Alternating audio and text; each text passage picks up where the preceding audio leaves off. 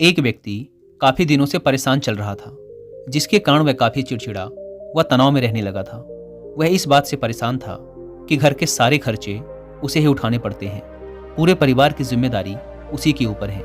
किसी न किसी रिश्तेदार का उसके यहाँ आना जाना लगा ही रहता है। इन्हीं बातों को सोच सोच कर वह काफी परेशान रहता था। अपने इसी मानसिक तनाव के चलते वह बच्चों को अक्सर डांट देता व उसका अपनी पत्नी से भी ज्यादातर समय किसी न किसी बात पर झगड़ा चलता ही रहता। एक दिन उसका बेटा उसके पास आया और बोला, पिताजी, मेरे स्कूल का होमवर्क करा दीजिए। वह व्यक्ति पहले से ही तनाव में था, तो उसने बेटे को डांट कर भगा दिया। लेकिन जब थोड़ी देर बाद उसका गुस्सा शांत हुआ तो वह बेटे के पास गया। उसने देखा कि बेटा सोया हुआ है और उसके हाथ में उसके होमवर्क की कॉपी है। उसने कॉपी उठाकर देखा और जैसे ही उसने कॉपी नीचे रखनी चाहिए, उसकी नज़र होमवर्क के टाइटल पर पड़ी। होमवर्क का टाइटल था, वे चीज़ें जो हमें शुरू में अच्छी नहीं लगती लेकिन बाद में वे अच्छी ही होती हैं। इस टाइटल पर बच्चे को एक पैराग्राफ लिखना था, जो उसने लिख लिया था। उत्सुकतावश उसने बच्चे का लिखा हुआ पढ़ना शुरू किया। बच्चे ने लिखा था, मैं अपने फाइनल एग्जाम्स को बहुत धन्यवाद देता हूँ, क्योंकि शुरू में तो ये बिल्कुल अच्छे नहीं लगते, लेकिन इनके बाद स्कूल की छुट्टियाँ पड़ जाती हैं। मैं खराब स्वाद वाली कड़वी दवाइयों को बहुत धन्यवाद देता हूँ, क्योंकि शुरू में तो ये बहुत कड़वी लगती हैं, लेकिन ये मुझे बीमारी से ठीक करती हैं। मैं सुबह सुबह जगाने वाली उस अलार्म घड़ी को बहुत धन्यवाद देता हूँ, जो मुझे हर सुबह बताती है कि मैं जीवित हूँ। मैं ईश्वर को भी बहुत धन्यवाद देता हूँ, जिसने मुझे इतने अच्छे पिता दिए, क्योंकि उनकी डांट मुझे शुरू में तो बहुत बुरी लगती है, लेकिन वो मेरे लिए खिलौने लाते हैं, मुझे घुमाने ले जाते हैं और मुझे अच्छी अच्छी चीज़ें खिलाते हैं। और मुझे इस बात की खुशी है कि मेरे पास पिता हैं, क्योंकि मेरे दोस्त सोहन के तो पिता ही नहीं है। बच्चे का होमवर्क पढ़ने के बाद वह व्यक्ति जैसे अचानक नींद से जाग गया हो। उसकी सोच बदल सी गई। बच्चे की लिखी बातें उसके दिमाग में बार बार घूम रही थी। खासकर उस आखिरी वाली लाइन ने तो उसकी नींद ही उड़ा दी थी। फिर वह व्यक्ति थोड़ा शांत होकर बैठा और उसने अपनी परेशानियों के बारे में लिखना शुरू किया। मुझे घर के सारे खर्चे उठाने पड़ते हैं। इसका मतलब है कि मेरे पास घर है और ईश्वर की कृपा से मैं उन लोगों से बेहतर स्थिति में हूँ जिनके पास घर नहीं है। मुझे पूरे परिवार की जिम्मेदारी उठानी पड़ती है। इसका मतलब है कि मेरा परिवार है, बीवी है, बच्चे हैं और ईश्वर की कृपा से मैं उन लोगों से ज़्यादा खुशनसीब हूँ जिनके पास परिवार नहीं है और वो दुनिया में बिल्कुल अकेले हैं। मेरे यहाँ कोई ना कोई मित्र या रिश्तेदार आता जाता रहता है। इसका मतलब है कि मेरी एक सामाजिक हैसियत है और मेरे पास मेरे सुख दुख में साथ देने वाले लोग हैं। ये सब विचार आते ही उसने हाथ जोड़ लिए और आसमान की तरफ देखकर बोला, हे ईश्वर, तेरा बहुत बहुत धन्यवाद। मुझे माफ़ करना, मैं तेरी कृपा को पहचान नहीं पाया। इसके बाद उसकी सोच एकदम से बदल गई। उसकी सारी परेशानी, सारी चिंता एकदम से जैसे खत्म हो गई हो। उसने अपने अंदर एक अजीब सी शांति महसूस की। वह भागकर अपने बेटे के पास गया और सोते हुए बेटे को गोद में उठाकर उसके माथे को चूमने लगा और अपने बेटे को तथा ईश्वर को धन्यवाद देने लगा। हमारे जीवन में जो भी परेशानियां हैं, हम जब तक उनको नकारात्मक नज़रिए से देखते रहेंगे तब तक हम परेशानियों से घिरे ही रहेंगे। लेकिन जैसे ही हम उन्हीं चीज़ों को, उन्हीं परिस्थितियों को सकारात्मक नज़रिए से देखना शुरू कर देंगे, हमारी सोच एकदम से बदल जाएगी।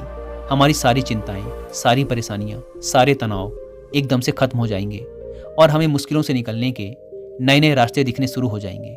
पॉजिटिव थिंकिंग की इसी चमत्कारिक ताकत के बारे में डिटेल से जानने के लिए मैंने अभी रिसेंटली ही कुक एफएम पर हिंदी में एक ऑडियो बुक सुनी है, जिसका नाम है the power of positive thinking. इस ऑडियो बुक से मैंने सीखा कि सफलता की जड़ें हमारे मन में होती हैं। हम मन से ही जीतते और हारते हैं। इसके साथ ही यह ऑडियो बुक हमें सिखाती है कि कैसे खुद पर विश्वास करना है, चिंता करने की आदत को तोड़ना है और अपने विचारों पर नियंत्रण करके वह अपने दृष्टिकोण को बदलकर अपने जीवन को नियंत्रित करना है। इसमें ऐसी ही और भी बहुत सी इंपॉर्टेंट बातें हैं जिन्हें आप इस ऑडियो बुक को पूरा सुनकर जान सकते हैं। और सबसे इंपॉर्टेंट बात, इस ऑडियो बुक के लास्ट में ऐसे बहुत से तरीके बताए गए हैं जिनको फॉलो करके कोई भी व्यक्ति बुरी से बुरी कंडीशन में भी खुद को शांत और पॉजिटिव रख सकता है। आप चाहें तो इस बुक समरी के सारे एपिसोड्स को डाउनलोड करके उन्हें बाद में ऑफलाइन भी सुन सकते हैं और इसके साथ ही इसकी सारी इंपॉर्टेंट बातों के चैप्टर वाइज नोट्स बनाकर उन्हें बाद के लिए सेव भी कर सकते हैं। और कुक एफएम की बात करें तो यह इंडिया का सबसे बड़ा ऑडियो शो प्लेटफॉर्म है, जहां पर आप 10,000 से ज़्यादा ऑडियो शोज को सुन सकते हैं, वो भी 7 इंडियन लैंग्वेजेस में। आपकी और मेरी तरह 2.5 मिलियन से भी ज़्यादा पेड सब्सक्राइबर्स हर दिन इस एप्लीकेशन का यूज़ कर रहे हैं। वैसे इस प्लेटफॉर्म का मंथली सब्सक्रिप्शन पड़ता है 99 रुपीज़ का, लेकिन अगर आप यूज़ करते हैं कूपन कोड WI50 तो आपको इसके फर्स्ट मंथ के सब्सक्रिप्शन पर मिलेगा 50% का डिस्काउंट, यानी ये आपको पड़ेगा 99 की बजाय सिर्फ 49 रुपीज़ का। ऐप को डाउनलोड करने की link description and first comment पर मिल जाएगी। आइए कहानी पर वापस लौटते हैं। किसी ने क्या खूब कहा है कि उनके लिए हमेशा फूल मौजूद होते हैं जो फूल देखना चाहते हैं। महाभारत के एक संवाद में मृत्यु के पश्चात दानवीर कर्ण की आत्मा ने भगवान श्री कृष्ण से पूछा, मेरी माँ ने मुझे जन्म लेते ही त्याग दिया, क्या यह मेरा अपराध था कि मेरा जन्म एक अवैध बच्चे के रूप में हुआ? द्रोणाचार्य ने मुझे शिक्षा देने से मना कर दिया क्योंकि वो मुझे क्षत्रिय नहीं मानते थे, क्या यह मेरा कसूर था? परशुराम जी ने मुझे शिक्षा दी, साथ ही यह श्राप भी दिया कि मैं अपनी विद्या भूल जाऊंगा क्योंकि वो मुझे क्षत्रिय समझते थे। भूलवश एक गाय मेरे तीर के रास्ते में आकर मर गई और मुझे गौवध का श्राप मिला। द्रौपदी के स्वयंवर में मुझे अपमानित किया गया क्योंकि मुझे किसी राजघराने का कुलीन व्यक्ति नहीं समझा गया। यहाँ तक कि मेरी माता कुंती ने भी मुझसे अपना पुत्र होने का सच अपने दूसरे पुत्रों की रक्षा के लिए स्वीकारा। मुझे जो कुछ मिला दुर्योधन की दया स्वरूप मिला, तो क्या यह गलत है कि मैं दुर्योधन के प्रति अपनी वफादारी रखता हूँ? श्री कृष्ण मंद मंद मुस्कुराते हुए बोले, कर्ण, मेरा जन्म जेल में हुआ था। मेरे पैदा होने से पहले मामा कंस के रूप में मेरी मृत्यु मेरा इंतजार कर रही थी।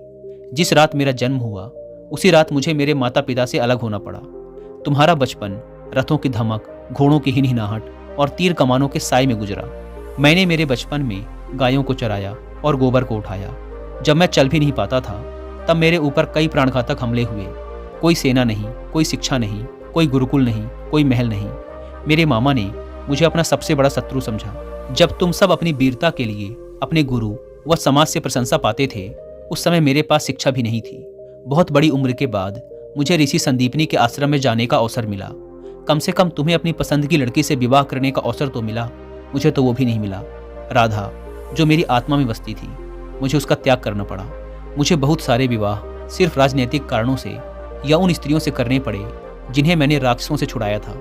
जरासंध के प्रकोप के कारण मुझे अपने परिवार को यमुना से ले जाकर सुदूर प्रांत में समुद्र के किनारे बसाना पड़ा।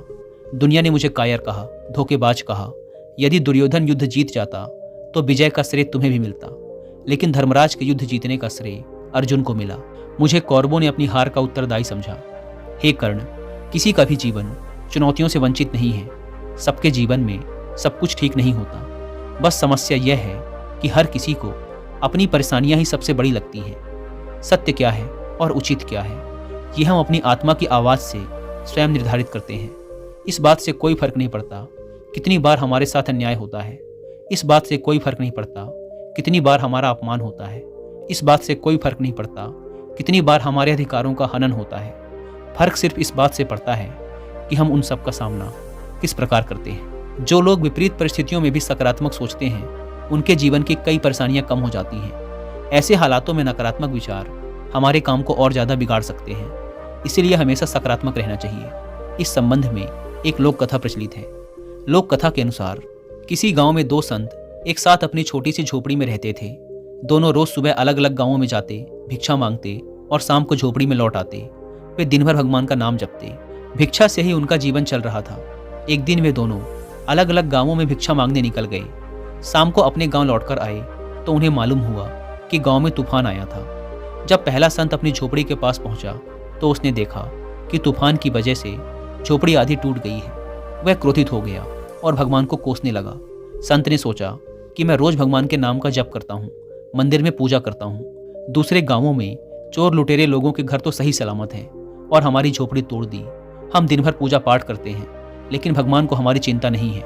ये भगवान भी कितना बेरहम है।